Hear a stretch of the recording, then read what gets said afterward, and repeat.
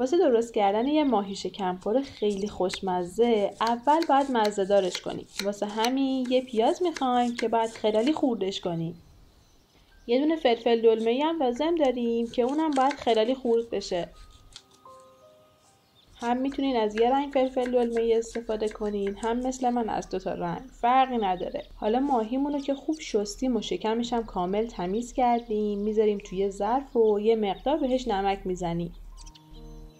نمک رو باید همه جای ماهیمون بزنیم، روی پوستش، داخل شکمش، تا کامل مزه‌دار بشه. بعد نمکم نوبت فلفل سیاهه. فلفل سیاه رو هم مثل نمک به همه جای ماهیمون میزنیم و خوب ماساژ میدیم تا به خورد ماهی بره. بعد داخل شکم ماهیمون رو با اون پیاز و فلفل دلمه‌ای که خورد کرده بودیم پر میکنیم. حتما روی ماهی و زیر ماهی هم فلفل دلمه‌ای و پیاز میذاریم تا بوی بدش گرفته بشه. بعد روی ماهیمون رو سلفون میکشیم و حداقل میذاریم 2 ساعتی تو یخچال بمونه و مزه‌دار بشه.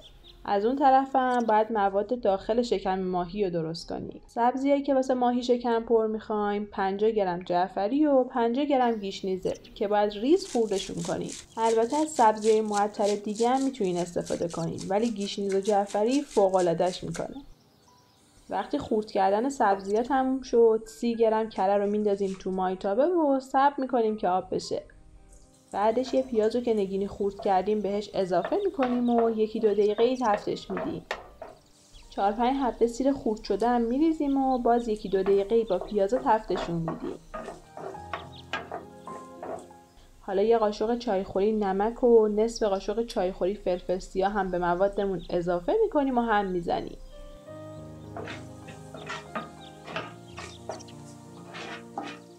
بعدش تقریبا 30 گرم گردوی خورد شده با یه پیاله انار که بهترم هست ترش باشه رو میریزیم و هم میزنیم. حالا یه پیاله زرشک رو که از قبل شستیم با سبزیایی که خورد کرده بودیم هم میریزیم و با مواد دیگه‌مون 2-3 دقیقه تفتشون میدیم. آخر سرم 2 قاشق غذاخوری سرپر رو به انار میریزیم و هم میزنیم.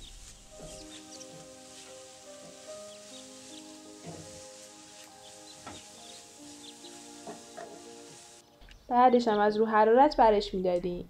حالا بعد 2 ساعت که ماهیمون خوب مزه‌دار شده از یخچال درش میاریم و اون پیاز و فلفلایی هم که بهش چسبیده رو جدا میکنیم. بعد ماهی رو میذاریم توی ظرف دیگه و داخل ظرفی که میخوایم ماهی رو بپزیم یه مقدار پیاز حلقه شده میذاریم. این پیازا هم بوی ماهی رو میگیره، هم باعث میشه که ماهیمون به ظرف نچسبه. حالا ماهی رو میذاریم روی پیازا و یه مقدار آب لیمو ترش تازه میچکونیم روی ماهی. حتما حسای لیمو رو هم باید برداریم. از اون آب لیمو ترشمون حتما داخل شکم ماهیمون هم میریزیم که خیلی خوشمزه ترش میکنه. حالا ماهی رو با موادی که پخته بودیم و یکم هم خنک شده پرش میکنیم.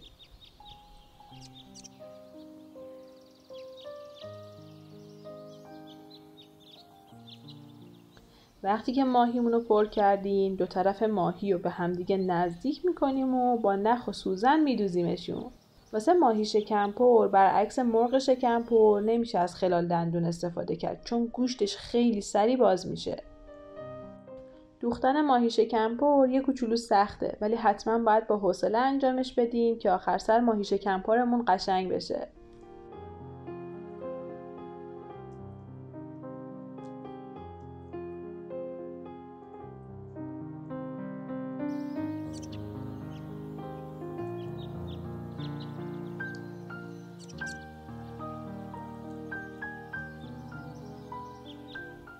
من این قسمت سر ماهی رو هم به بدنش وصل کردم تا موادی که ریختم داخل شکم ماهی از اون وسط نریزه بیرون.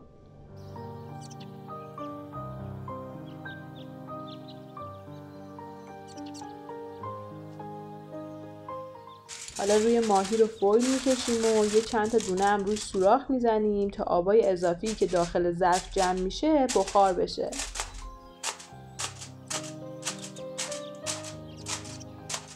بعدش میذاریم تو فری که از قبل گرمش کردیم تا با دمای 200 درجه حدوداً 1 ساعت 1 ساعت و نیم بپزه. البته چون قدرت فرای مختلف فرق داره ممکنه زمان پخت ماهی برای شما یکم بیشتر یا یکم کمتر بشه. و تمام، این شما و اینم ماهی شکمپر خوشمزمون.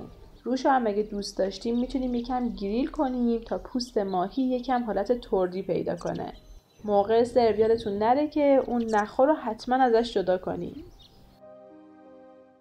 نوش جونتون.